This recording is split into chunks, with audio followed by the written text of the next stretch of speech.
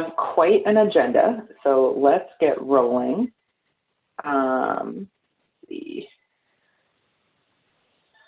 So first, one of my favorite friends in the EV world and just generally good person, Jukka, who took me on my first test drive of the with his 2012 Nissan Leaf when I was considering buying one, and I got a 2013 Leaf. So he really brought me into the world, and we've been co-conspirating, I think, ever since to help accelerate EV deployment across Minnesota. So really privileged to have Jukka here, a great source of information. He's going to talk to us about vehicles and the technology and all kinds of things about EVs. So ask all your questions with Jukka.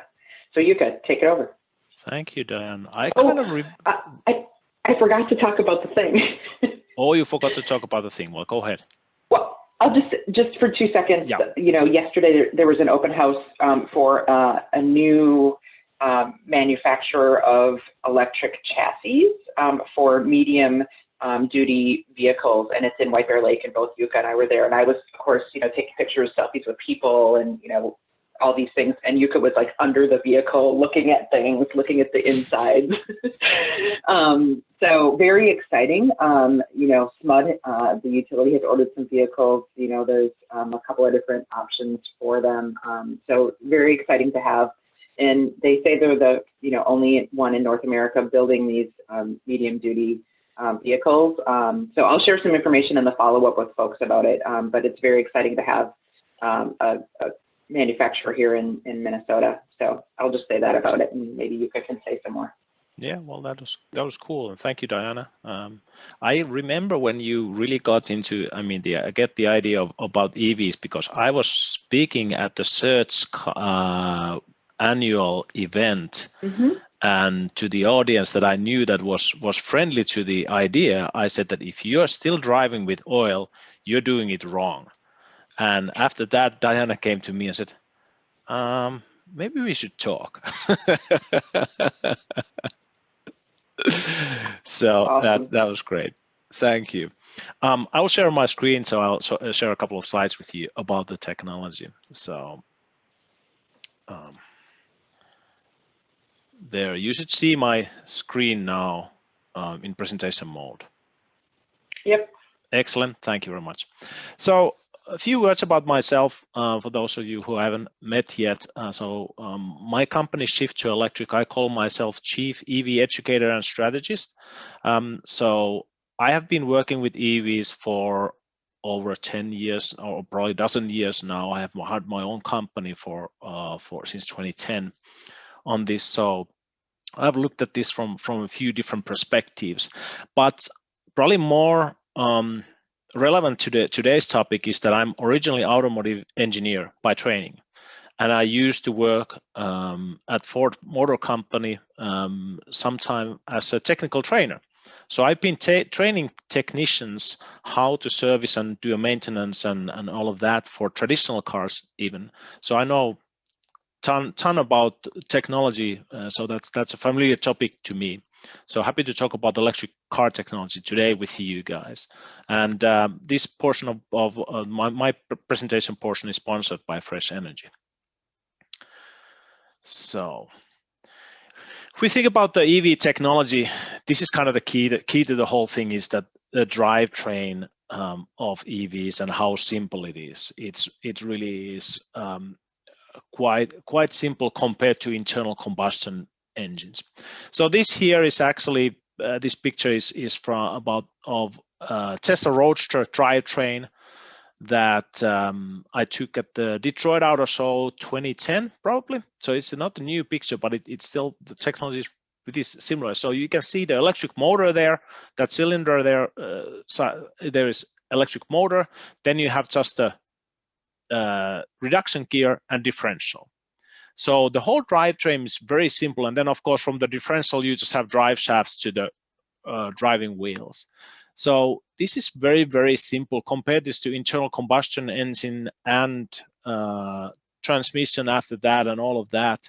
You have a ton of different parts there. Here you have just in a motor, one moving part, the rotor, and then you have gears the reduction gears and differential. So it's much simpler setup, and that allows manufacturers to build cars quite a bit differently because they can figure out what's the best setup for different vehicles. And for example, yesterday when we looked at the pickup truck that was shown there, when I was underneath the truck, I was looking at where are the motors and batteries and everything, and they had this same kind of a setup. There is the motor in the back. They had two motors, one in front and one in back. They just had a one motor differential and reduction gear differential connected to rear wheels, and then in front they had another motor reduction gear differential connected to the front wheels. So you get a four-wheel drive very easily that way. So it gives you much more flexibility when you're designing the vehicles. And of course, that lowers also the need for maintenance with these cars. So if you look at the all-electric vehicle, you have the traction back underneath the car. That's where it's going with all present EVs. It used to be that when the manufacturers were doing their first generation EVs and plug-in hybrids, they used to put some portion of the battery pack, for example, to the trunk of the car, so taking a little bit of a cargo space for it or something like that. Like Ford Fusion Energy would be a good example of this. But nowadays, when they are purpose-built to be electric cars, all the batteries are going underneath the car, so they really are not taking any space, usable space from the car. Usually EVs actually have a little bit more space in many cases because, again, they have a more flexibility of how to design it. So then you have electric traction motor there, the red one, just the picture that I showed you. You have power control electronics there, and you have some cooling systems there. In addition to that you of course have the onboard charger, and then you have the 12-volt battery that runs all the other systems in a car, like radios and lights and all of that. Most of the equipment are still 12 volts, like in any other car. And then in this picture, you can see DC to DC converter that exists just to charge that 12-volt battery. So you can see that the technology is much more simpler, especially from the mechanical perspective. There's very few moving parts compared to internal combustion engine vehicle. If you have a plug-in hybrid vehicle, then you have a little bit more moving parts here because you still have the internal combustion engine. So in addition to the smaller traction pack and the electric drivetrain, then you have internal combustion engine and all the things that come with that. So now you might say, okay, well, this is more complicated. It probably has more maintenance needs than traditional cars, but that's not necessarily the case, because if you think about plug-in hybrid vehicle, the first miles every day are electric. So 20 to 50 miles, the first miles every day are electric. So that internal combustion engine is driven much less. It's used much less than with the traditional car. So therefore the maintenance needs are lower too, even in plug-in hybrid compared to traditional internal combustion engine car. So here we have a maintenance comparison between the different models. So first example I have a maintenance schedule for 2017 Chevy Bolt EV that is full electric car. And you can see there that you have to rotate the tires once a year. You have to replace the passenger air filter every 2 years, which takes about 10 minutes to do. So it's not a big deal to do. And then you have to replace the brake fluid every 5 years, and then drain and fill vehicle coolant circuits every 150,000 miles. So that's very simple. I mean, really, the maintenance schedule is extremely simple with electric cars. I usually say that with full electric, if you know how to put the air in the tires and windshield wiper fluid, you're pretty far already. So that's a one thing. Then if we move into a maintenance schedule of plug-in hybrid, like 2017 Chevy Volt, you can see that there's a couple more items there. In addition to the passenger compartment air filter, now you have to replace the engine air filter every 45,000 miles or 4 years. So not too much. Spark plugs every 100,000 miles. And then electric drive unit fluid every 4 years or 45,000 miles, probably that, to inspect the evaporative system there, and then some more inspections. And then, if you know, I don't know if you can see that, but if you look at what they say about changing oil, engine oil, it says here, annually check engine oil level and oil life percentage. Change engine oil and filter if needed. So it doesn't say change it every year. It says check what the setup is, and the car itself tells you how much the oil has aged based on how much it actually, the internal combustion engine actually has been driven. So it might be that you don't have to change the oil even every year. It might be every 2 years, every 3 years, depending on how the car is used. So you will have less maintenance in that way. Then if we compare to the traditional internal combustion engine car, like here comparable is Chevy Cruze Limited, you can see that you have the traditional laundry list of items that have to be serviced. So it's much more service. And here, for example, if you have a 1.8 liter engine in this one, you have to replace the timing belt, idler pulley, and all the bells and whistles that go with it every 3 years. So that's quite a bit, because that's the most expensive part in the maintenance. So that hopefully gives you an idea about the differences there. If you look at the what we've seen, that, for example, New York City, they did a study in this one, looked at what's the maintenance cost between different gasoline hybrid, plug-in hybrid, and electric ones. And as you can see, electric ones have much less maintenance. So that's a pretty good indicator. Of course, this depends totally on how the cars are driven and used, but in this case, there was a huge difference there between the different models. I was also supposed to talk a little bit about safety, so that's pretty easy topic to talk about, because safety is great with EVs. Here are the models that were available in Minnesota, and their safety ratings from Insurance Institute for Highway Safety, that does most of the crash testing and safety ratings nowadays in the US. And their key is from good, acceptable, marginal, and poor. And as you can see, all the EVs that were tested got at least good, and some of them even got top safety pick or top safety pick plus ratings. So they're extremely good. It's a pretty simple in that way. Definitely safe options. Then about winter driving and what you should take into account with that. First of all, the range is one of the things that is often raised at this point, and it's definitely something that you should take into account when you think about EVs and in wintertime. If you're concerned about range, one of the options you have is to go with the plug-in hybrid, which still has the internal combustion engine there, so you don't have to worry about the range itself at all. So that takes that off the table. If you want to go with the full electric, where actually market is moving right now, just think about how much that car is driven. And if you want to be very, very conservative, just a simple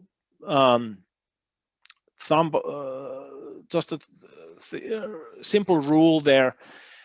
In a fleet use, because you don't know who is using it necessarily always, and how they are using it and so forth. If you think about the worst case scenario of what could happen, you could say, okay, if I need a car that gets 100 miles a day, then choose an EV that has 200 miles of range. Then you have 50% buffer there. You should be perfectly fine in no matter what the situation is. Some of the hardest situation could be that you do the driver does a short distance driving in a day. So they go somewhere stop somewhere for half an hour, so the car gets cool, and then they go back there and drive another half an hour, and then stop somewhere for half an hour, car gets cool. So that of course uses quite a bit of energy. And there you might see the shortest range possible for that car, if it has to be reheated again and again and again during the daytime. And maybe in the wintertime, the driving speeds are actually low. When you don't get too much mileage. So then it might look really horrible, the mileage wise, like, oh, this car gets terrible mileage. Well, that's because you drive a short distances and you drive it with a slow speed, so you didn't even get much mileage, but you get on heating it every time. So that would be the worst case scenario.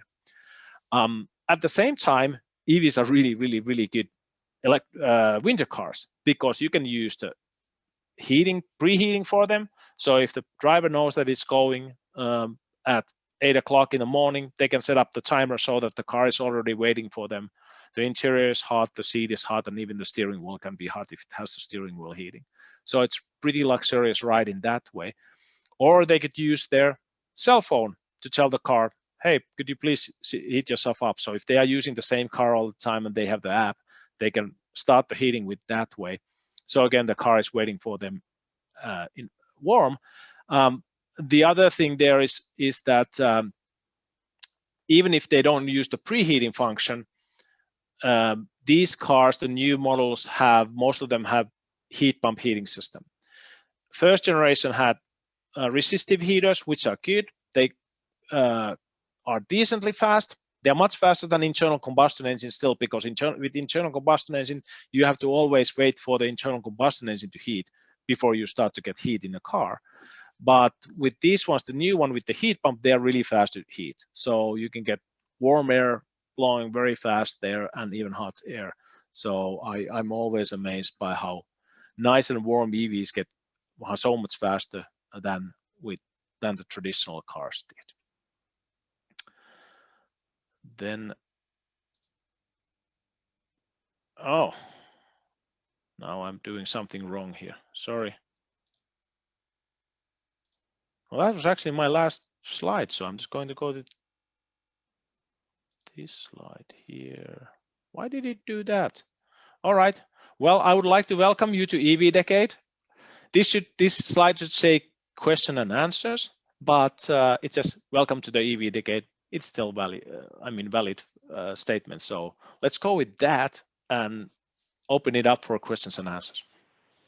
Yes. Now, if you have questions about EVs, the vehicles, etc., now is your chance. So why don't we go to Jukka, why don't you stop sharing and we can see people's faces? We can do that.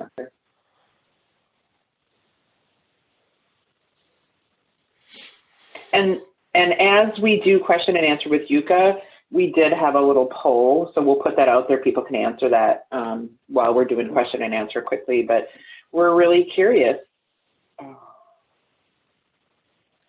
Sorry, I lost my Zoom. Go ahead. Oh, I was just going to say about, I think one of the things that I didn't mention here is where to go for maintenance of EVs, and it's definitely the dealerships are increasing their capabilities on maintenance. That shouldn't be an issue. So they can do the maintenance for EVs the same way as they do for the traditional cars.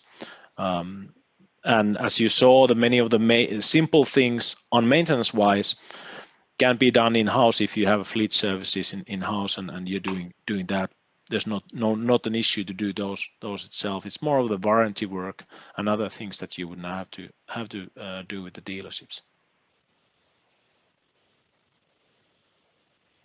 Do people have questions? Diana, this is Tina. Can I ask a question? Absolutely. Thank you. Hi, Jukka. I was wondering, how long do the batteries last for electric vehicles? I understand it has more to do with charging and discharging rather than miles and years. And so could you speak to that a little bit about and what's the impact of winter here in Minnesota? Yeah, for longevity of the batteries, cooler Minnesota weather is actually just good for them. It's where we have seen a little challenges with some of the early generation EVs was the hotter temperatures, Arizona and Texas and other places like that. But it has been only challenge for the cars that haven't had active thermal management system in the battery setup. The Nissan Leaf is probably the most well known of that, the first generation of that. But others, no issues. If you have an active thermal management system, not really an issue. I, for example, have one of those Nissan Leaf 2013s, which is already, what, 8 years old? And it still has 84% of the battery life left. So that's a pretty good performance from it. I think that overall, when we look at the trend lines now, we can expect the EV batteries to last at least 12 to 15 years in normal use. And after that, they can be reused. So they're actually very, very valuable units after that, because they have a high capacity still, even though in a normal use they would lose some capacity. So let's say that I would expect that Nissan Leaf battery probably in 15 years, maybe it has only 70% of the capacity anymore available. That's still over 15 kilowatt hours of energy capacity. That makes an excellent stationary storage battery. So those will be used as stationary storage, either in residential or as a grid support. And when they go to that work, then they are not used that heavily there. So the power that is drawn is much smaller in those cases, so that we can expect another 15 years out of them. So overall, I would say probably the battery life of EVs is when you take the second life usages into account, will be about 30 years. So that's what we can expect. Wow. And my follow-up question is, does it have any impact if you're using the vehicle for emergency response services, like for instance, a police unit that has all the bells and whistles connected to it in a laptop? Does that have any impact on the battery life as well? No, not really. I mean, if you think about, if I understand right, you are pulling electricity from the battery setup to use in different equipment that are in the car. The energy drawn from those is so minor compared to the size of the battery that it definitely doesn't have an impact. It will still be connected through the 12-volt battery, like it is in the traditional cars. And of course, that draw might wear out the 12-volt battery sooner than it otherwise would. So you can expect a little shorter life cycle from that 12-volt battery, but those are the same kind of lead acid batteries that we are used to using in any other car. So taking that into account, that's fine. I want to jump in here for 1 second. Last week, Tina, you asked a question about if there were any cities that were using chargers that were both for their fleet and for public use, and yes is the answer. In Egan, I was talking with Andrew from Egan, and they have one already, and they're getting another one where they're doing dual. So I can connect him with you if you are interested in that. Yeah, that's a good way to do it in the fleet services, if possible, so that the chargers could be used in mostly probably in the daytime for public and then in the nighttime for fleet charging. Yep. Diana, can I ask a quick question to Jen? Sure. Yeah. Jukka, so I like the information about like how the batteries can be used a second time once they're done with the car. I think that's really valuable information. One thing that staff has been asking about is, is there any concern about how the batteries are made and the environmental implications of that? Can you speak to that part of it? Mm-hmm. Yeah, I mean, when you manufacture anything, you have to find the raw material to do that. Then that's true with batteries too. It's not much different than anything else. For example, electronics that we are using right now. The good news again is that after the 30, if we think about the 30-year life cycle for the batteries, then they can be recycled, and then those materials will not go into just waste, but they will be used then to build new batteries at that point. So it will be really a closed circuit when it comes to the battery materials that are originally taken into battery production. This is a topic that has been brought up a lot, and manufacturers are well aware of it. So they are trying to figure out the best and sustainable ways to get the raw materials to do batteries, so that it's already taken care of. The other thing that I would always kind of want to highlight is that the oil that we are using right now, Majority of the oil that we use, for example, in Minnesota for driving is coming from tar sands, and tar sands are mined. So we are mining oil for our internal combustion engine driving every day. And when that oil is transported and refined, which takes energy and has its own risks, then it's filled into the gas tanks. And how long does that one full tank of gas last? About 2 weeks. So we just did a lot of mining for something that lasted 2 weeks, and then when it burned, of course, even produced pollution. Compare this to the batteries that last 30 years. In real life, the environmental impact, there's just not even comparison between these two. Thank you. I appreciate that. Yeah, thanks. Jukka, I had a question kind of piggybacking off of what Tina was asking about as far as driver behaviors and range. We have a few departments who use passenger vehicles, so they're great candidates to go electric, but they're out in their cities all day, you know, inspectors, construction advisors, that kind of thing. And they go out, they drive to the site, they idle at the site. And we're really curious about two things. One, you know, is there something on the market? We're thinking less about miles driven and more about hours of energy available. Is there something that our driver gets out for 8 hours a day and not worry about charging?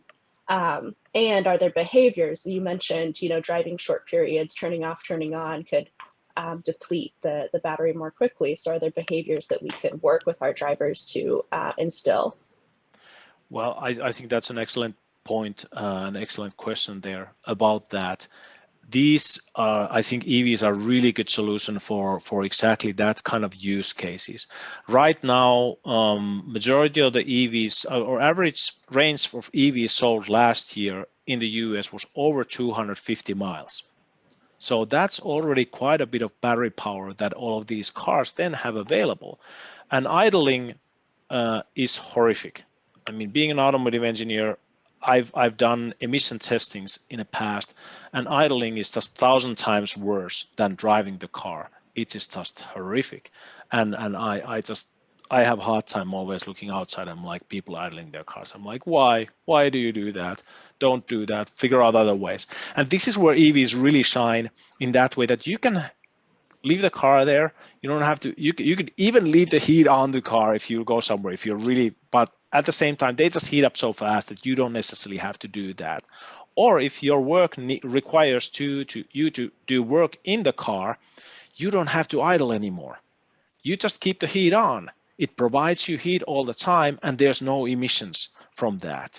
And the load in that way, if you're doing it, that you do inspection, you go somewhere, inspect 15 minutes, come back to the car, or something. That's not horrific, and you'll be fine with the present range of the cars that we have. I think most of your inspectors don't drive 100 miles a day when they do it. So having 250 miles of range, no problem. They have enough power for both driving and keeping the car plenty warm the whole day, and they don't have to idle, which is enormous. I mean, from emission impact, it's really, really important. If you think about, if you want to do a calculation roughly for that, if people would be using their cars the whole day, let's say 8 hours, well, they probably not use, they probably drive 6 hours with the car, and they use the heater, and let's say that on average they use 3 kilowatts. The heater uses 3 kilowatts of power. That's pretty high for that time. It doesn't have to be that high for them, but again, worst case scenario, it could use 18 kilowatt hours of energy. So that's what it would use just for heating, 18 kilowatt hours.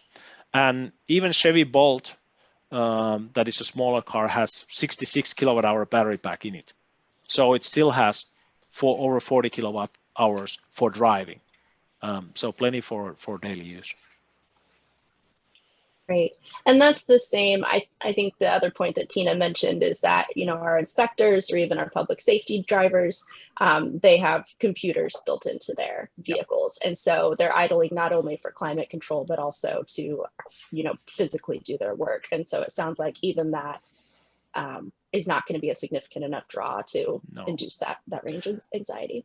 No, it wouldn't be a problem because again, as I showed in that one picture, is that in these cars, rather than the engine charging the 12-volt battery for powering those auxiliary unit, there's a DC to DC converter that takes the battery electricity from the main pack and charges the 12-volt battery, provides power for that. So not an issue. It doesn't really make much of a difference there. Great, thanks.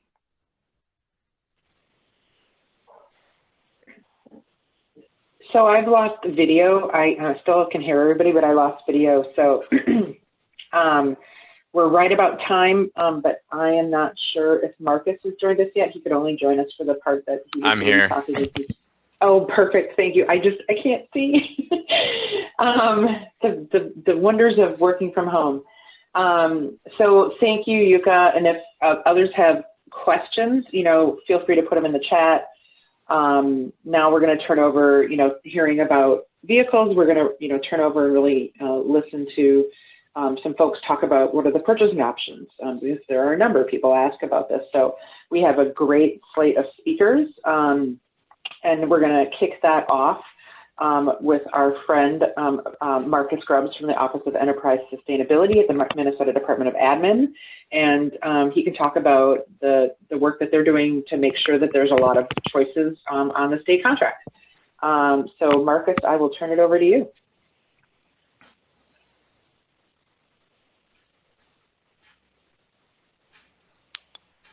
Hey, Marcus here. Can everyone hear me clearly?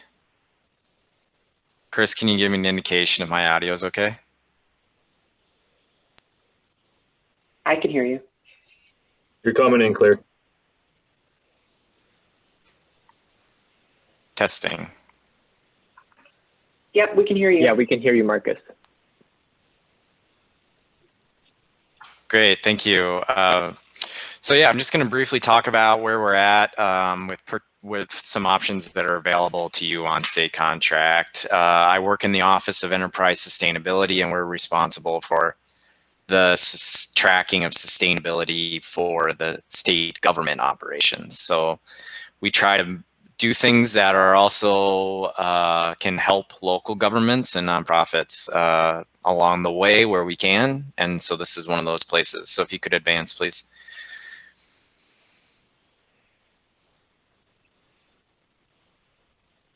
So this is my next fleet vehicle, so I can go around and then hop out on my four-wheeler and cruise around. But we have an RFP for electric vehicle supply equipment, which is what we call charging equipment, so electric vehicle chargers.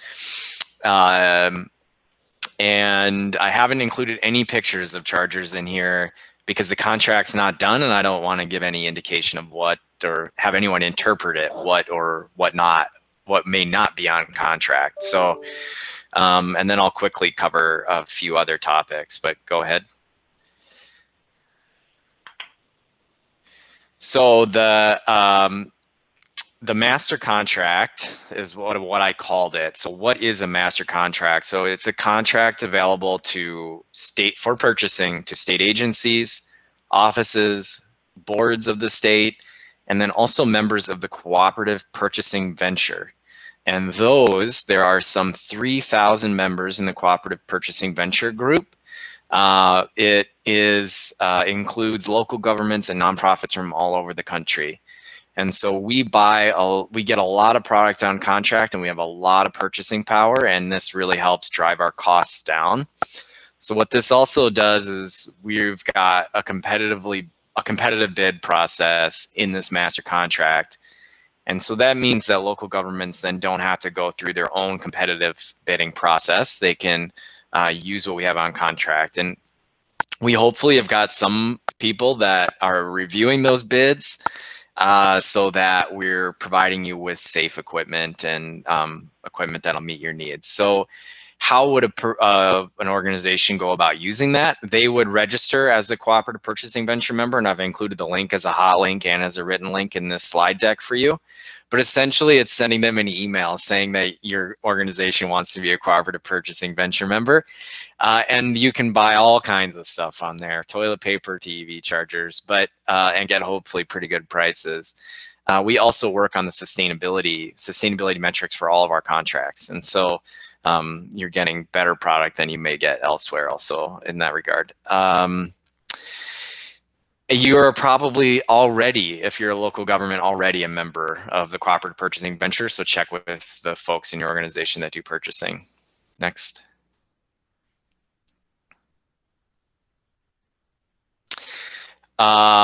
Here's what the purpose of the, here's what we did with the contract. We tried to cast a broad net as possible. So we asked for responses for level 1 charging equipment, level 2 charging equipment, both with a point of sale system and without a point of sale system. And we also asked for DC fast charger configurations. And I'll tell you, we got everything, right? I mean, vendors will they just dump what the models that they have in a bucket that seems closest, and so to what we asked for. So we got a good number of responses and models and from different vendors, and we're excited about that. Next, please. We're currently reviewing those. We're really close to being finalized and doing the award and having the contract letters signed and all of that jazz. And so we can't say more right now. Certainly by the end of February, you'll have access to this. So the objectives here were threefold in this contract. So meeting minimum features, safety and ADA, and we focused on cord length, reach height, the cable handle, cord handle, and then the reach height of the payment system and the forms of payment system available. We're really trying to make sure that the stuff that we have on contract is useful and is accessible and safe, firstly. And certainly that's something that we think all vendors are trying to do. And then the second objective is we previously had a contract with a number of different configures of equipment, and it was a bit confusing. So the second objective here was to get detailed information about the product documented in the RFP responses and then the equipment specs that they send to us, so that when somebody uses the contract, they know exactly what they're ordering. And then the third thing we wanted to do was add clarity and transparency to pricing. And by that, I don't mean, what I mean is some equipment vendors will bundle mounting hardware with their charging equipment and some won't. Some will have a longer warranty than others. We really just wanted to make sure that people using the contract really understood what they were getting. And so so that's the objective. And so hopefully we have a really very useful contract with a lot of great information for people to pick equipment from, with some learnings that we had from our last contract. So next slide. I'm just going to briefly say that we have a few EVs on contract, not many. The Bolt, the Pacifica, Fusion Energy, which is going away because they're not making it anymore, and Mitsubishi Outlander. It's been really difficult for us to get vehicles on contract. They're just not wanting to sell them to us, I guess. And I think you're going to hear more about that. So next slide. We are also working on publishing some ADA, what we'll call guidelines for at least state agencies to use, and make those guidelines available for the public to start looking at and using if they want. So state agencies will be probably as strictly as they can adhering to these guidelines. We don't have any ADA policy or guidelines or firm standards for what Minnesota specific for ADA for charging is. The closest thing would be MPCA's Volkswagen Settlement Grant has some guidelines, but we're trying to expand it now a bit further. One thing to remember is if you are, let's say, an employer and you're talking about fleet charging, you don't necessarily need to meet the ADA guidelines on the parking for fleet charging if they have other vehicles available to them that are non-EV, of course. But we really are excited about having some guidelines to share that we're at least following in the future. Next. And then lastly, we are working with Xcel Energy on a fleet charging pilot, and that pilot right now has 4 sites with, I think we're getting close to about 100 charging ports at those 4 sites overall. Really close to execution on some of them, and we're starting to look for our next round of sites. And so this is for the state of Minnesota fleet at different locations within the Xcel service territory, and my understanding is that they have some other programs to help support public fleets, and so reaching out to your Xcel contacts would be a good they may be able to provide you with resources, and I think you've probably heard from them before. So, and I think is that it for me?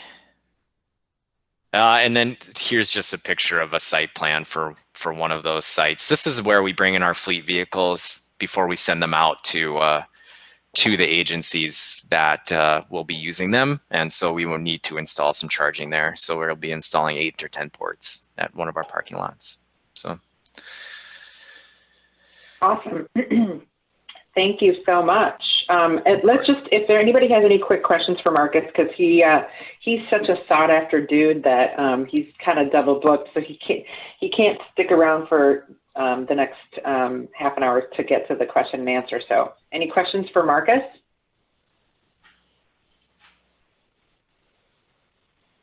It's actually, I apologize for double booking myself. It was a mistake, but have a great day, everyone. We all do it. I did it myself for, I'm supposed to be on another call in 2 minutes. So I had to rearrange. All right. Thank you, everyone. Bye. Thanks, Marcus. All right. That's great. We have lots of options. So the next thing is we have been working with Sourcewell for a number of years. They've presented at Green Step Cities workshops related to EVs and other things. And they're a nationwide cooperative purchaser. And so I'm just going to, with that, turn it over to our friend Scott Carr to share more about Sourcewell and how you can look at options for purchasing vehicles with Sourcewell. All right. Thanks, Diana. So just to give you, maybe the next slide, just to give you just a high level view of who Sourcewell is. So Sourcewell, we are actually a political subdivision in the state of Minnesota. So we're actually just up the road, a little further up north. Our headquarters is based out of Staples, Minnesota, which is a couple-hour drive from the metro. But we used to be called NJPA, but amongst all the other government acronyms, people were confusing us with New Jersey Port Authority and a number of different acronyms. So as you can see there, a couple years ago, we changed our name to Sourcewell. Our website, you can find us at sourcewell-mn.gov. Next slide, please. So what we do, and much like Marcus relayed, is we basically have gone out and established contracts on behalf of our 60,000 members across North America. So our contracts are viable in all 50 states as well as Canada. And this is really just a quick depiction on how it works. So we put out an RFP, which actually we have one coming up here, which I'll get to in a little bit, but related to EVSE. So we go out and we have a business development that we do, identifying what type of scope of work are we looking for with respect to whether it be EVs or infrastructure. We put out an RFP, we have vendor suppliers respond, and we go through the competitive evaluation process to determine the highest point getters within the RFP. And if you want to just click the next one. So that's on our awarded supplier side. then they would be assigned a contract number. On the membership side, that would be anybody in government, education, and nonprofits. They can sign up with Sourcewell. It's 100% free to join. And really at that point, one more click, Sourcewell backs out of the picture and really allows our suppliers and our members to really work together to identify what are their needs and allow them that legal pathway to get to what they need when they need it without having to duplicate all of that, all the procurement process that we've done on their behalf. Next slide. So as mentioned, you know, and more likely your city, county is already a member of Sourcewell, but it's at no cost, no obligation, no liability. Much like Marcus, you know, we have quite a robust offerings, everything from paper clips to heavy construction equipment and a number of different services as well. So what we've done is obviously streamline that purchasing process and created that paper trail justifying your purchasing pathway. Next slide. One of the things I wanted to bring into this conversation is some of the things that we're doing above and beyond. One of the collaborations that we were doing is actually with the climate mayors, which we actually established this in 2017. There was roughly 30 entities that came together in the city of Los Angeles and started kind of noodling on how can we take, in essence, our buying power and really, you know, accelerate our EV solutions through contracts. And what they determined is why are we doing all this work when Sourcewell has all of the solutions that we need at a competitive price?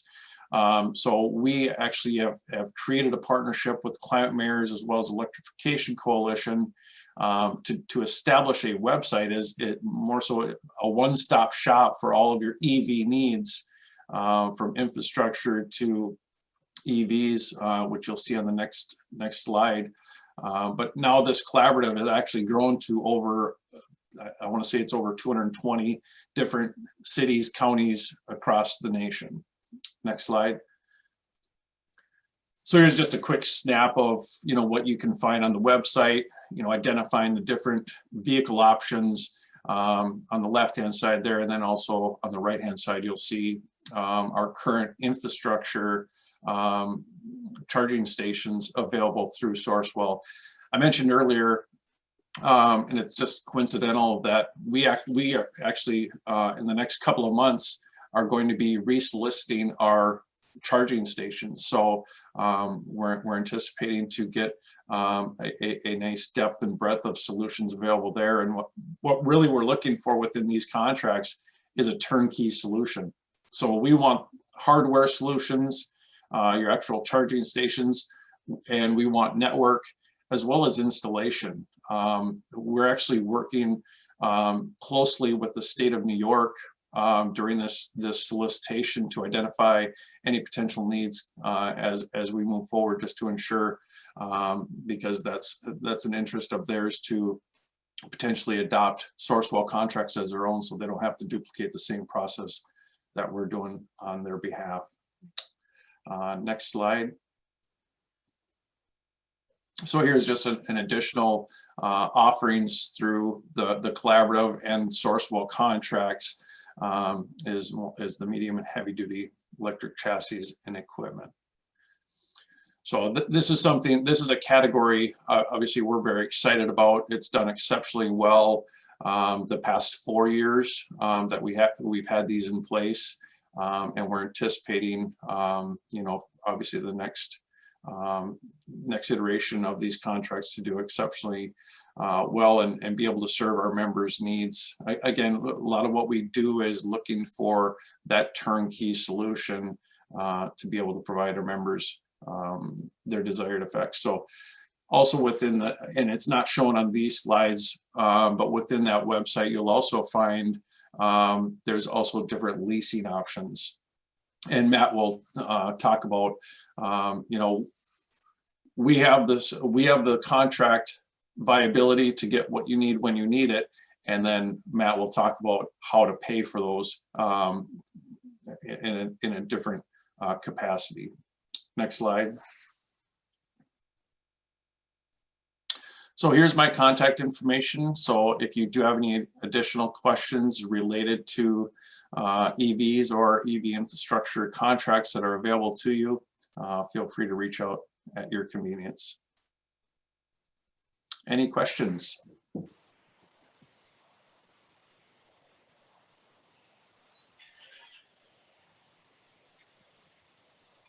Yeah, thanks for mentioning the Electrification Coalition. The work that you guys are doing together is great. And actually, your colleague Mike connected me to Cher Taylor there, and we've had conversations. They've got some great resources on that. So we'll add that. If it's not already on, in the Google Drive, we have a resources folder, and we have a sheet with a bunch of different links, and we'll make sure to update and have all the links from here, from this presentation in there as well. Perfect.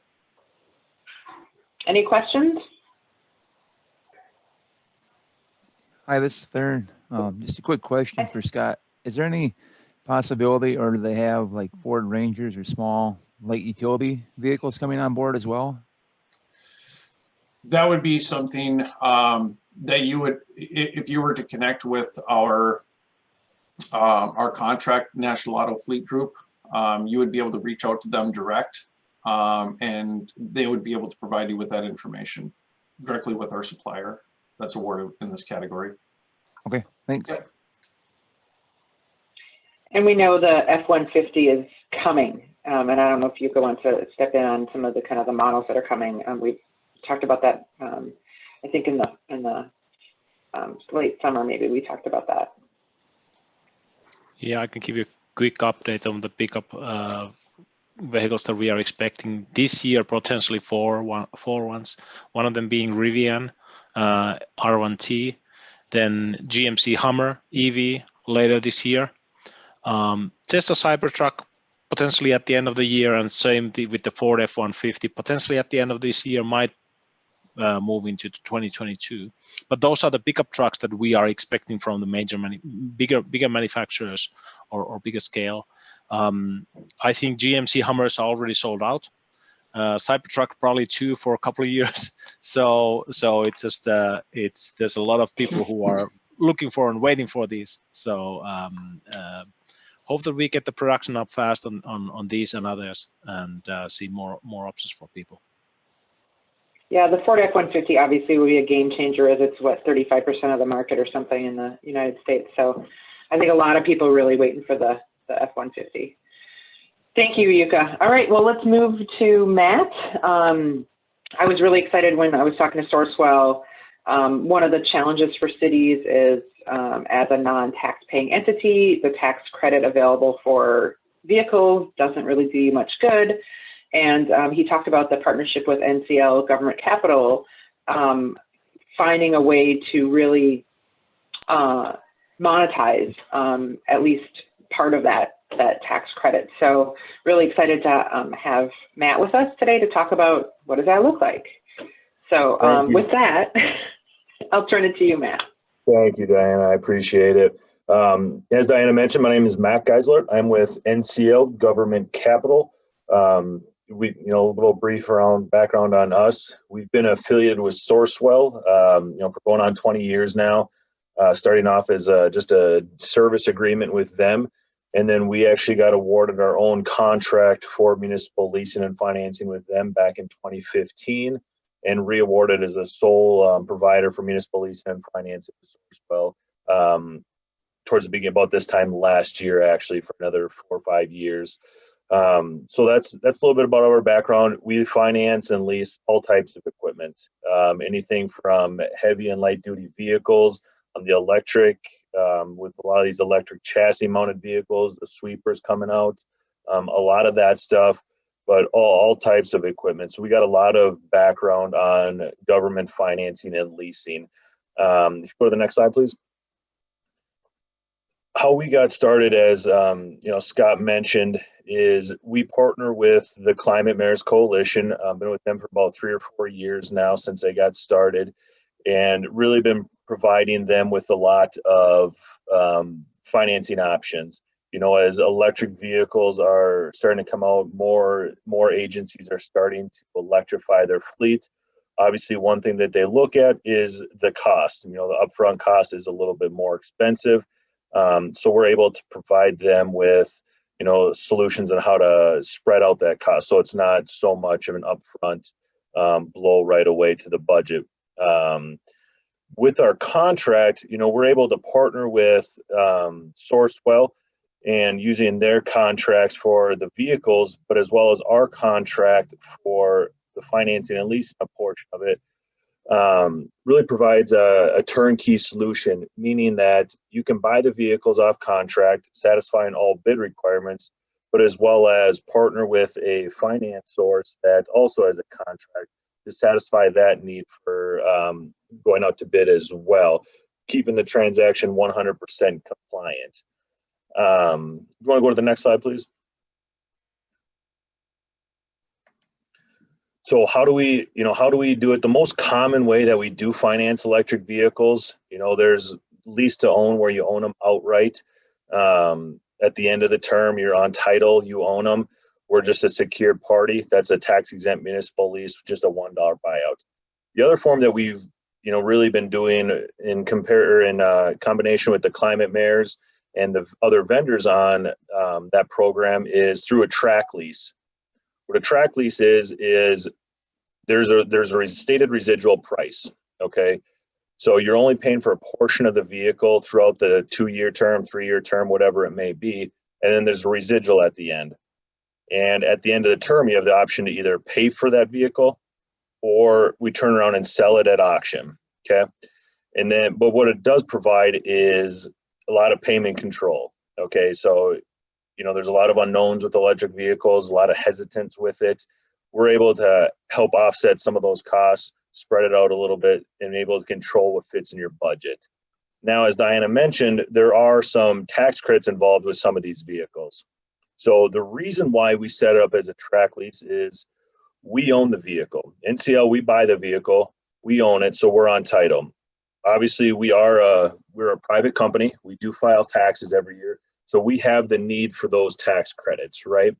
And so what we do is we take those tax credits and we pass them down to the city in the form of a lower payment. So it lowers your total cost of ownership by applying those tax credits. So if you want to go to the next slide, I have a couple examples of that and what that actually looks like on paper. So the most common vehicle was the Chevy Bolt. Every manufacturer, every manufacturer that produces electric vehicles, they're allotted 200,000 federal tax credits. Tesla, Chevy Bolt, those got burned up, I believe, in 2019. Some of the major manufacturers that still have tax credits available is the Nissan Leaf. The Nissan Leaf that I have here posted is an example, okay? And so the acquisition price, I'm just using an average price of $34,000, okay? Now, how we set this up and why we set it up this way isn't necessarily, it's strictly to just lower the cost of entry.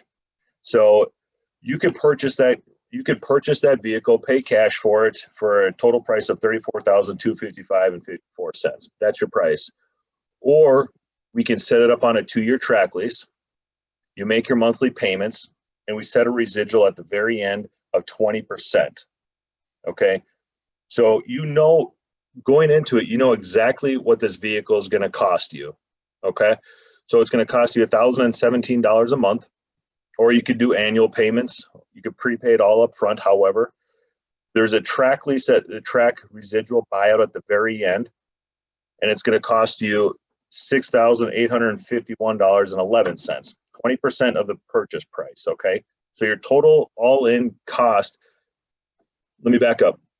What we do, being that there is a tax credit of $7,500, is we apply a portion of that as a cap cost reduction, more or less acts as a rebate that we apply to buy down that payment, okay? And so even though you're leasing it, there's interest cost, time value of money associated with it. Your total cost of ownership would be $31,000 compared to the cash price of $34,000. So by leasing it for 2 years and then buying it afterwards, NCL is able to apply that tax credit for you, lowering your total cost of ownership by about $3,000. Okay. We can also do longer terms, 3 years, 4 years, 5 years. That's not a problem. But as you can see, if you go to if you extend it by another 12 months, the time value of money does eat up some of that savings. So your total cost savings would be about almost $1,000 or so. Okay. And then at about 4 years, it's about a break-even point. 5 years, it does exceed the cost of cash at that point. But as you can see, that's, the tax credits are available. They are there. They are for usage on these electric vehicles. However, obviously, as public agencies, you're not able to take advantage of it. So we take advantage of it for you, pass it down to you in the form of a lower payment, in essence, saving you essentially $3,000 on these particular vehicles. And it's a program that we started, 3 or 4 years ago in conjunction with the climate mayors, and it's been very successful. It's worked very great. Obviously, last year was a little bit of a challenge with COVID, and the need for tax credits started to diminish a little bit with some of our partners. But it is a program that we still are active in, and it's just another creative way to help make purchases, saving taxpayer dollars, essentially. So that's really about all I have. I know it's kind of a lot of analytics on that portion. I tried to keep it a very broad stroke on how that tax credit portion works. But if there are questions, by all means, I'm here to help. Awesome. Thanks, Matt. Just a quick question. So I'm not an economics major. Oops, can you go back to that slide, Chris? So I don't understand why it would be less savings the longer you go out for the lease, but I see that there's a savings here. Does this show after the 2-year lease how much cash the city would have to pay at the end of that 2-year lease to buy it? Yep. So as you can see, I'm just going to stay in the 24-month column. Okay. Right below that, your monthly payment is about $1,000. Okay. Yep. Multiply that by 24 months. It's $24,412. That's what you've paid over the course of your monthly payment. Okay. Right below that, the track rider, the track residual is 20% of the purchase original cost of the vehicle, which is $6,800.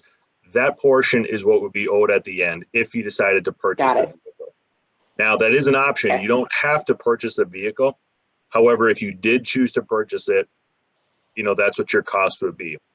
And so, for example, a lot of the cities that we've worked with in the past is they originally were just going to pay cash. Let's say they're getting 10 vehicles and they're going to be paying cash for all 10 vehicles, cost them about $350,000.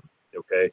Well, they looked at it as like, well, we could do that. Or however, if we did opt into, a program like this, essentially we would be saving our city about $30,000. So basically getting the 10th car free, essentially. Because of those tax credits, and that tax credit is applied to it. And to answer your previous question on why the savings goes down is time value of money. So obviously there is interest accrued on these leases, and if you lease it for a longer period of time, you're paying more interest, which would decrease that total cost of savings, essentially. Got it. So that's why and of course, go ahead. So that's why we did set it up with as a 24-month. That track residual, we can set it higher. We can do it at 30%, lowering your monthly payment. It would increase the back end buyout. But the reason why we did 10 or 20% is because it optimizes the total savings. So that it's all very tailorable, and we can cut it a few different ways. This is primarily what we did to enhance the most savings, essentially, because most cities, they're either just going to pay cash for it, but this gives them an alternative option to save on the taxpayer dollars, essentially. And of course, this is not including the cost savings that people will have or that they'll have from the fuel, et cetera, the maintenance. So this is on top of that. So that's great. Absolutely. Okay. This is strictly the cost of the vehicle. There are states out there that have additional state rebates that can be conjoined with this as well. I don't know if Minnesota does. However, there are states out there where we can apply state rebates to it as well. Yeah, we don't yet. Working on that. Some people are working on that. That's right. All right, questions for either Matt or Scott? Hey, Matt, one question for you. Is there an easy way for us to see what vehicles have existing rebates available still so that we have a good idea of how, you know, our purchasing inventory matches up with available rebates? Yes. There is online,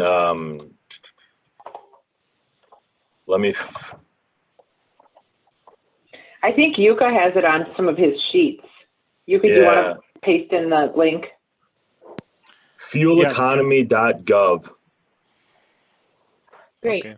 I'll also That has, share the EV fueleconomy.gov. If you go there, it has a list of all potential vehicles, what the vehicles are, what the available tax credits are, and what's been phased out. And it updates pretty regularly as new vehicles come out. Thanks. So you could just put in the EV info list. And so he has a list of all the vehicles available in Minnesota, and it shows where the tax credit is for each of them, which is really nice to have that.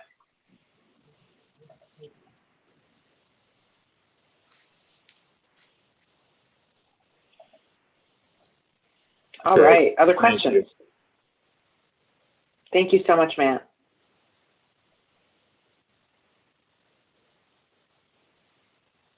Other questions? Hoping this information today will help make it easier for you all to add EVs to your fleet.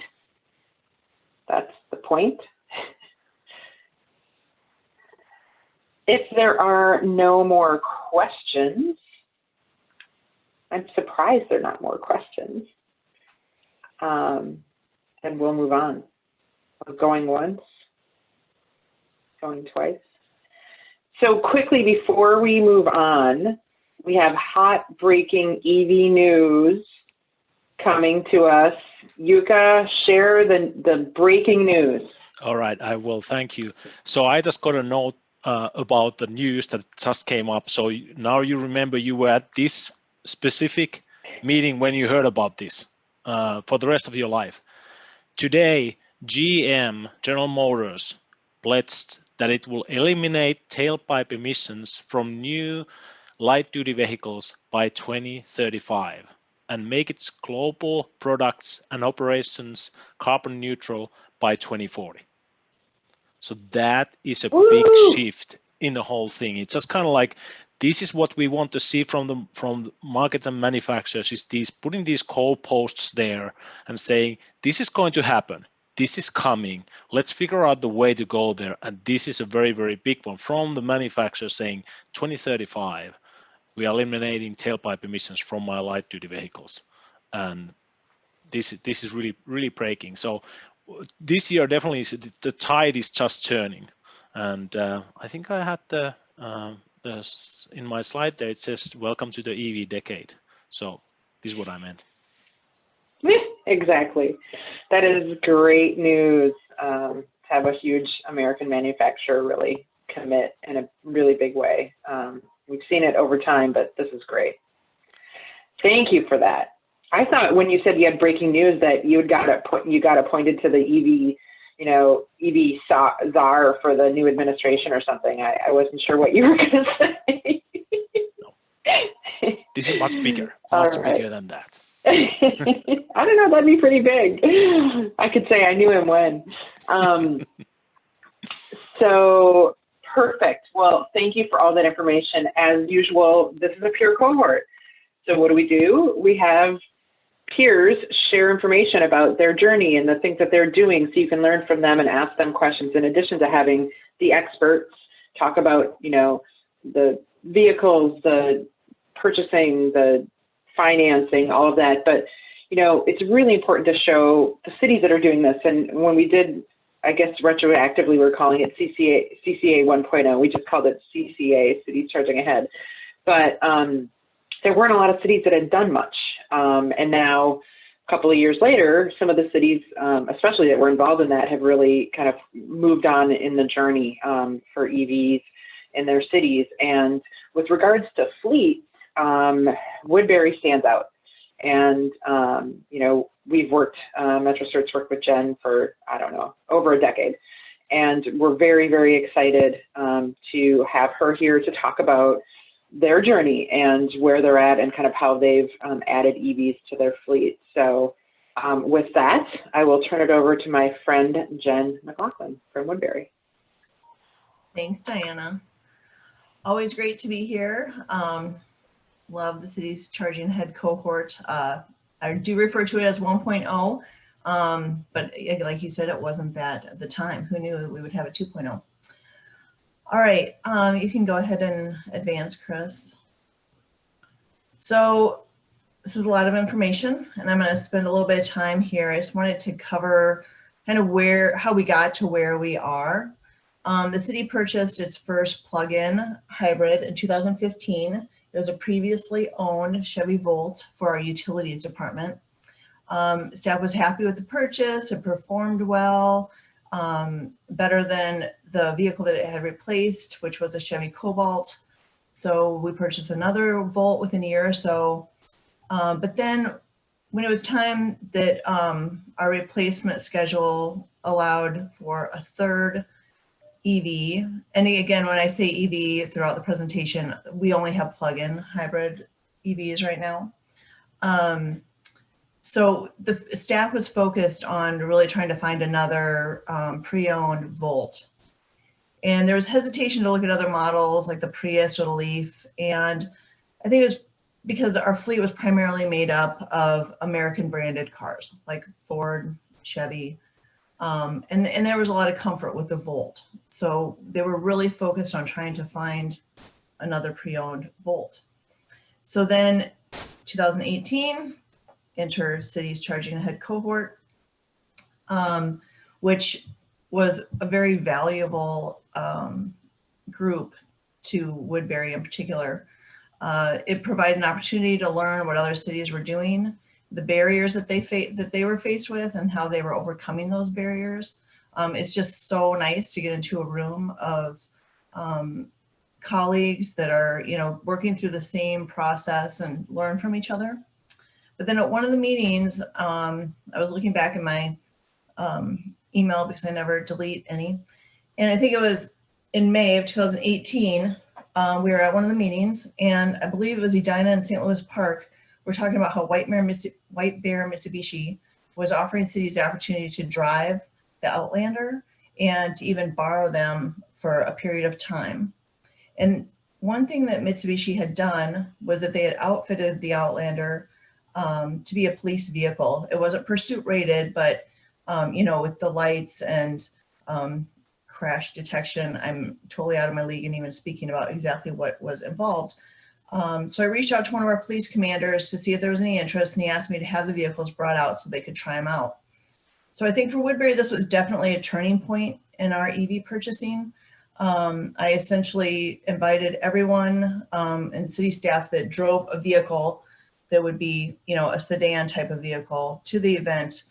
And I can't emphasize enough the value of actually getting the butts in seats, as they say, because before that, there were so many misconceptions about EVs that we were trying to overcome. Things like, they're too small, they have no pickup, they don't provide enough heat in the winter, etc. We've all heard them.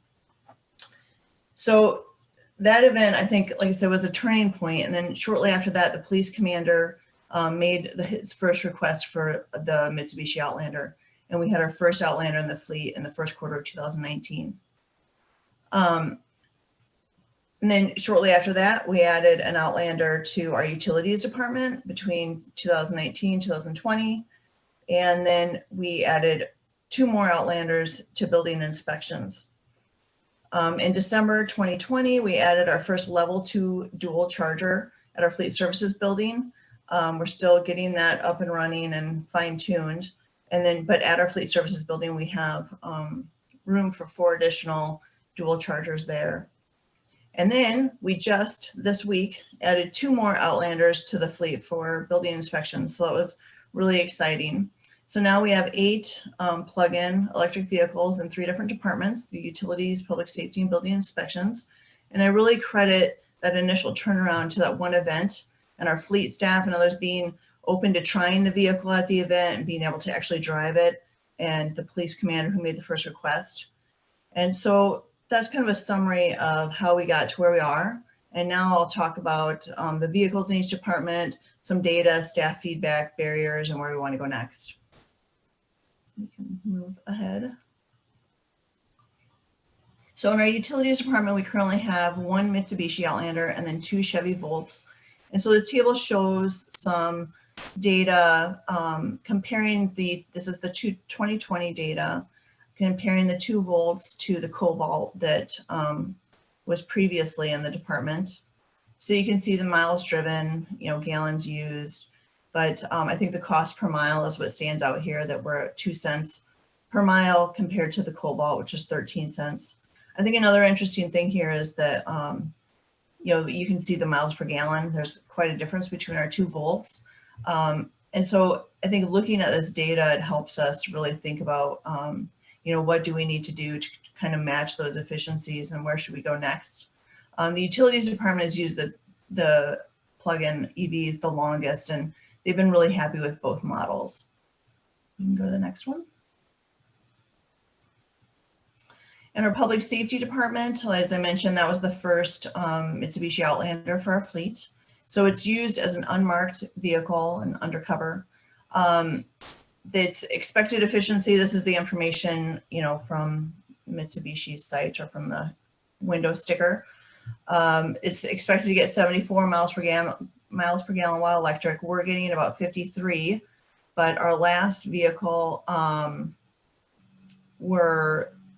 our last vehicle was getting 15 miles per gallon. And I mean, these aren't used as a typical vehicle that like a resident might use, because there's a lot of idling and that, go into this. But our public safety department has commented several times on how they really appreciate how quiet the vehicle is. But one thing that's been coming up is that they really need that level 2 charging. And so I spoke to one of our police commanders this week, and just to get some final feedback, and he was saying, we need to get that level 2 charging. If we can't, then maybe we want to look at hybrids, because we aren't utilizing the efficiencies of the EV to its maximum capacity. So of course this, makes us want to push forward a little more quickly to try and get some level 2 charging in place. Go to the next slide. And then building inspections is where we're seeing a lot of the Outlanders now being introduced. We had 2 Outlanders added to the department in 2019 and 20. And then, as I mentioned just this week, we got 2 additional. This is a picture of one of them as they were getting the logo put on and whatnot the other day. These Outlanders replaced Ford Fusion sedans, so we're interested and we'll be excited to see the difference in the data compared to those sedans with these new vehicles. And staff and building inspections definitely prefer the Outlanders to the sedans. All of our EVs are using level 1 charging right now, and we've gotten a lot of requests for level 2. I think especially in building inspections, they're going out for a few hours in the morning, they come back for lunch, they go out for a few hours again, and they are having to transfer over to that, to gasoline. And so they would really like to get the level 2 charging so they can keep it on electric the entire time. But I think it's interesting because what really turned building inspections, the staff there, onto these Outlanders was that they're all-wheel drive and for the clearance. And I think this is something that's come up in previous meetings with cities charging ahead and in other areas where it's like, okay, do you really need the all-wheel drive? Do you really need the clearance? They are going out to sites and, they are, going up curbs and whatnot. But I think that this has just been a really good example of, we want to get the EVs in our fleet, and it makes them happier because they can get the same use that they would have in a truck, but they don't have to have the truck. But then at the same time, they also have a little more space and more flexibility than they would with a typical sedan. So it's been working really well. Go to the next slide. So we've also purchased a Ford Interceptor, which is pursuit rated. It's a hybrid. It's not an EV, added to the fleet in 2020. Again, got some feedback from our commander. He said that so far it's been a cold reception. It's because it's different. Change is difficult. Biggest complaint is responsiveness and acceleration. Similar hesitation happened with the first Outlander, though, he said, and now they're very happy with that. So he anticipates that staff will adapt. It's just something that's different and they need to get used to. And we'll continue to evaluate that. But at this point, our fleet manager has said he plans to add another one each year for the next 5 years. So we will likely get another one. Next slide. This is just, a little bonus that we do have electric vehicles in our parks maintenance department too, and areas for them to plug in. Not quite as exciting as the EVs, but a type of EV. You can move forward. In 2018 and 19, we did participate in a fleet karma study. Most of the recommendations came to trading out our Ford Explorers or Suburban with a Mitsubishi Outlander. We didn't take the recommendations on those only because those were in public safety, and so it was a lot, they just couldn't, the Outlander just wasn't quite big enough to be able to get all of the equipment that they need. A lot, we have our public safety also works as EMTs, and so there's just a lot of equipment, and it just wasn't a good fit.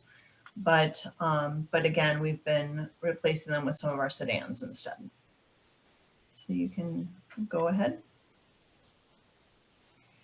So some barriers and staff feedback. Employee education is needed, and it has been requested, so that's encouraging. Just remembering to plug it in so that it isn't going automatically over to the combustion engine before it needs to. Being mindful of idling and then driving behavior. When I was speaking to our fleet manager the other day, and he said, yeah, they brought one in for service and they're charging their phone. Like, do we, and he said, but he had 80%, so. And the staff person recognized, oh yeah, okay. And he was the one that said, we really need to get some more education and figure out, make sure that we're using these to the best. So that's a positive, I think, that our staff is open to learning how to maximize these vehicles and understanding that. We look forward to additional size options. I think, as you mentioned earlier, the F-150 is going to be make a big difference. And then one of the other barriers is just the cost and installation of charging infrastructure. We need the level 2 chargers to maximize the range and efficiency. And, when we did our fleet services building, we had retrofitted to be able to put in the EVs, or I'm sorry, the chargers, but our other buildings don't have that retrofit. So it's a much bigger cost. We had a consultant or a contractor look at City Hall and how much it would cost to update the transformer and electrical box and, get the conduit in, and it's a huge investment. You can go forward. So charging is definitely a big part of our next step. This is a picture of the charger that we have installed at our fleet services building. It is only for our fleet. It's not available to the public because it is in a fenced off area. So for fleet services, we have the level 2 charger installed. And like I said earlier, we have, it's retrofitted to be able to put 4 more of the dual chargers in the future. City Hall, we are redoing our parking lot there, and so we have put it into our capital improvement fund to install 10 more chargers or 5 dual chargers. And then public safety, we don't have any immediate plans for level 2 chargers, but it's definitely on our to-do list.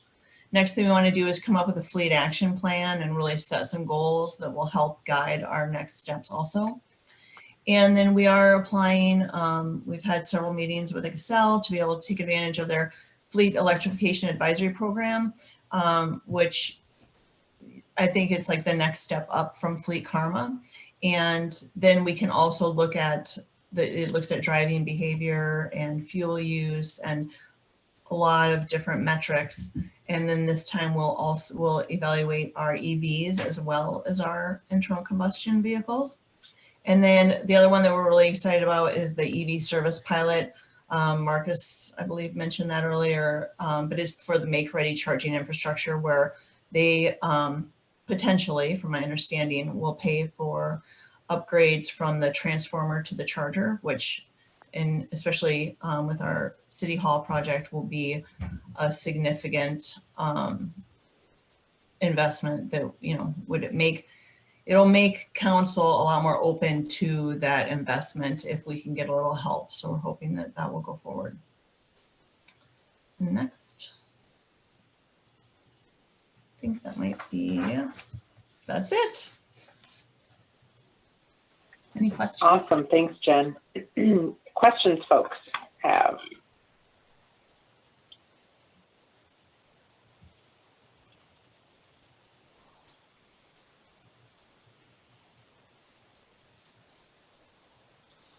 You're a quiet group today.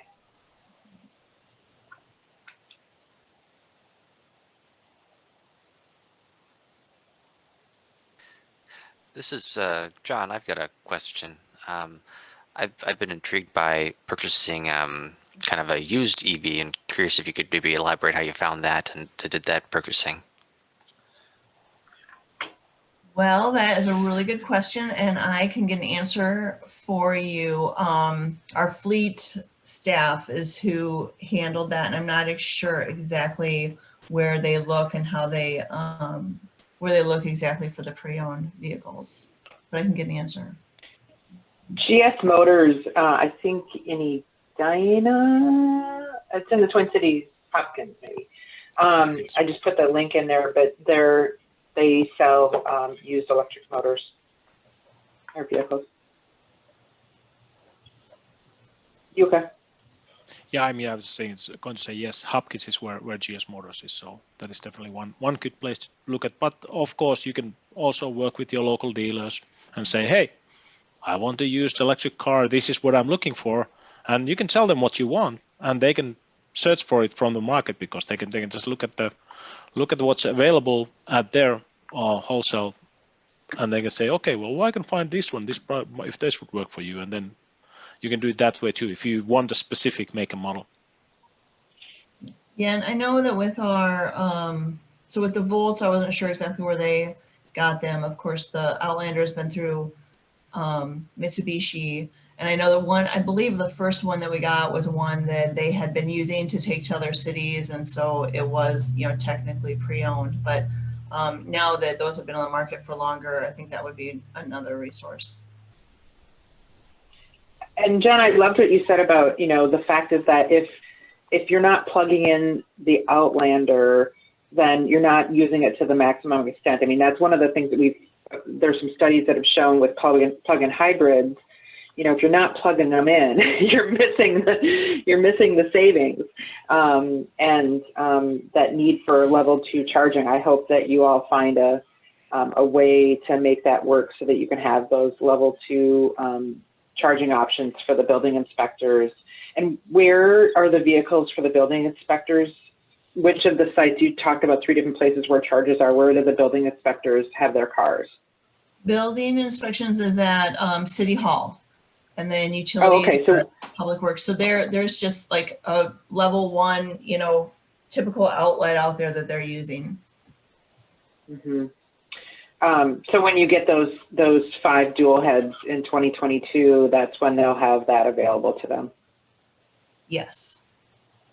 And I did notice, I put it in the chat that when you showed I loved the comparison of I don't remember what the Chevy internal combustion engine vehicle was, but then the 2 Volts, comparing that and the savings for the 2 Volts. But if you looked at the total miles drives, both of the Volts actually drove 1,000+ miles more annually than the ICE vehicle. So there was savings and they actually driven more. So that was interesting. Wow. So I'm just looking in the chat. It looks like Brandy's asking to go back to that slide.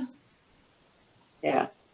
And then Drew asked about complaints or comments from vehicle maintenance staff regarding new vehicles. We haven't had any. They've actually been driving a lot of the purchases. So they don't have any complaints. They're doing the maintenance themselves. If it's, you know, a larger warranty issue type thing, the Outlanders have a really good warranty on them. And the Volts, you know, I believe they're 2012 and 2013, and we haven't had any major issues with them at all. So everybody's been really impressed with the lack of maintenance that, you know, as Jukka spoke to earlier, it really, they've been very happy with them. Chris, are you able to go back?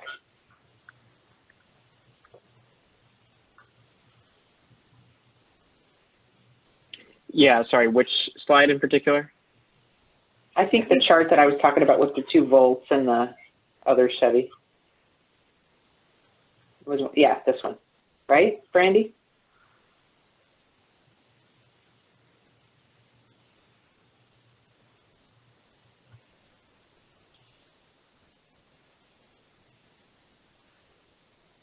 Brandy, are you there? Is this the slide you're talking about? Yes, okay. Yeah, I think, you know, if you can see that they, you know, the Volts both drove further, and the savings, you know, the cost per mile, I mean, that's pretty incredible, right?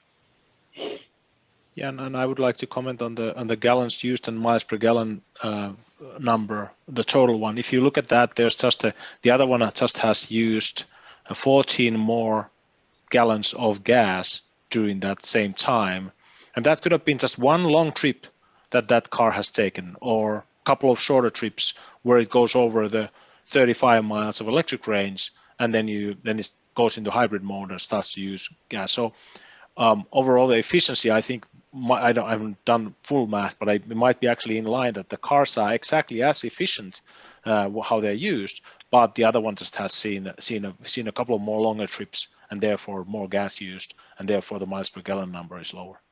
Oh, good. Yeah, I'm definitely no expert in looking at the data, so I appreciate that. Yeah, I mean, if you think about it, it's very simple, because that car gets over 100 miles per gallon in electric mode, but then in a hybrid mode gets only 45 miles per gallon. So then it just comes down to how many miles are driven in electric mode and how many miles are driven in hybrid mode, and that's just the difference. So. And I really like the slide where you showed the Outlander, where, you know, that it got 53 or 54 miles per gallon only, I think you said, versus what the vehicle it replaced that got 15. That's huge, right? Yeah, I mean, it is really fun to dig into the data. 2020 is throwing us off a bit because we ended up doing a lot more virtual inspections because of COVID. But once things, you know, get back to normal, we'll see even more differences. I'll also comment on the performance side there. So if you could go, Chris, if you could go a couple slides forward where the police vehicle was mentioned there. So since this is traditional hybrid, so it's kind of like a Toyota Prius, a traditional Toyota Prius. All the energy is still coming from oil. So it doesn't have the same kind of power increase that comes when you actually have either plug-in hybrid or full electric, which have bigger electric motors. So that's why they might complain about the responsiveness in acceleration with the vehicle like this, because it's just not as powerful. You move into plug-in hybrid, or if you move into full electric, and there's no problem with power. I mean, if you look at the EV info list that there is, most of the acceleration times are between 5 to 7 seconds from 0 to 60, which is wicked fast, and even faster than that. So that's just the difference. That's a challenge with the traditional hybrid. It doesn't provide the same kind of power as does plug-in hybrids and EVs, and that's why I only promote EVs and plug-in full electric or plug-in hybrids. All right. All right, any last questions? Otherwise, let's get into the discussion. Thank you so much, Jen. That's really, really helpful. Appreciate it. Yeah, well, thanks for having me.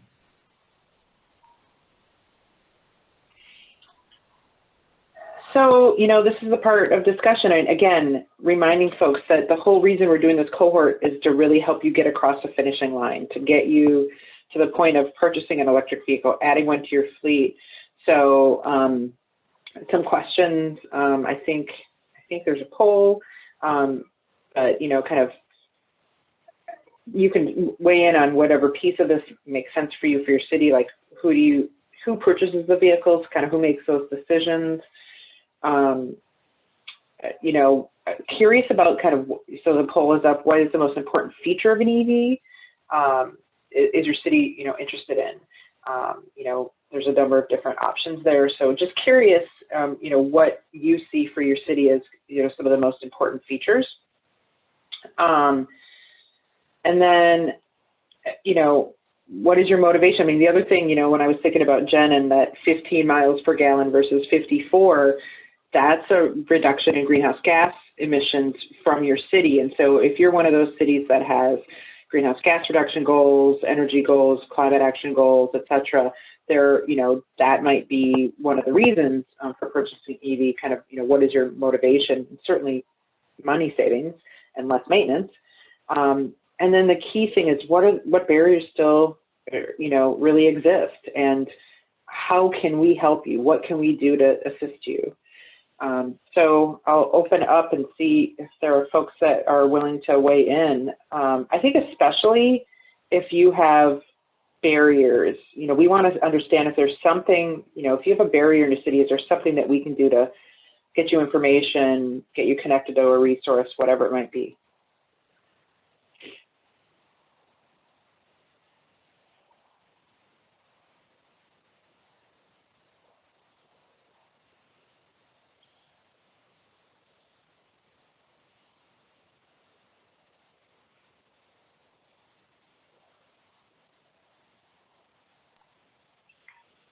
Anyone?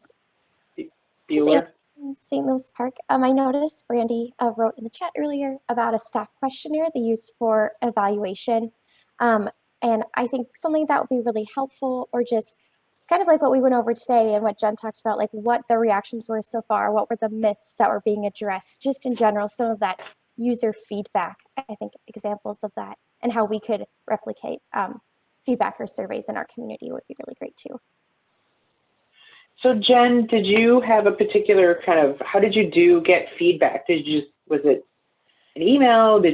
Was it more random, just asking questions to folks? Kind of, how did you get that feedback from the users? Well, I knew I had a presentation that I had to give. And so I emailed and called people. But yeah, I mean, we don't have any sort of regular survey. I think that is a good idea. I've just generally checked in, particularly with like a public safety, just because that was, a big change for them. And yeah, so it's just been reaching out. Are there any cities that have any kind of not that many cities have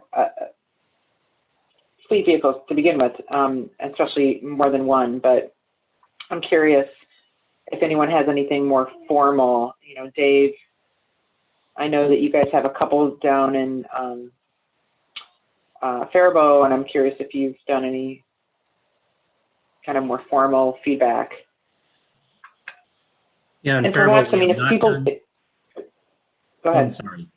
In Faribault, we have not done formal feedback, but I've had open and honest discussions with people, and just, we've discussed all of it. So but it would be nice to have it more quantified. So, yeah.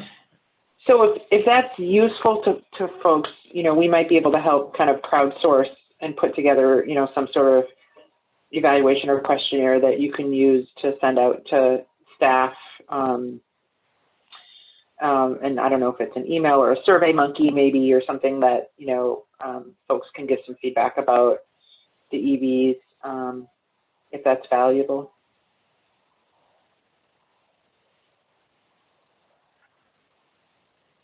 What other resources do folks think besides that that's really helpful? And I think that's like more once you have a vehicle on your fleet. I think I'm going, you know, a little bit further back. Like, what resources do you need to get your city to purchase an EV?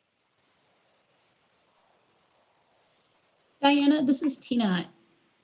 Hi, Tina. Hi, I think it would be super awesome if Woodbury made a little video that showed what their experience was, and in particular, you know, the reactions of your public safety personnel, you know, as to how it is that they've acclimated to the vehicles. I think that that would be just so instrumental because, you know, cops only listen to other cops, firefighters only tend to listen to other firefighters, et cetera, et cetera. And so Woodbury, you know, is, you know, a proactive community, and it would just be so wonderful, even if it was just a short segment, you know, that just gave the highlights as to what their experience has been. I think that would be so incredibly useful. Thanks. I think that's a great idea. And actually, I have a couple of coworkers on the call, and we've been talking about doing videos to promote just a number of environmental and sustainability initiatives that we have that we can put on our YouTube channel for residents. So the ball is rolling, and I think that's a good idea to have one that can be targeted to help other cities. So more to come, but yeah, I will bring that up. And Brandy said in the chat, and I think this is a really good idea, is that the first rescue fleet could use a broader, we could contact individually thinking of a paper copy of a feedback form to leave in the vehicle. So after people use the vehicle, to have a paper form that they can fill out or something. I like that idea too. So perhaps we can do a little work on that. Anything else? Other questions?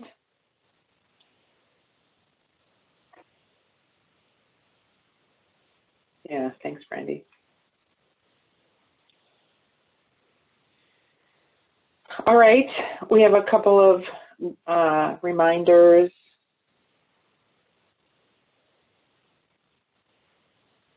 Don't forget, if you want to apply for the level 2 charging funding through the VW settlement, that closes February 8th.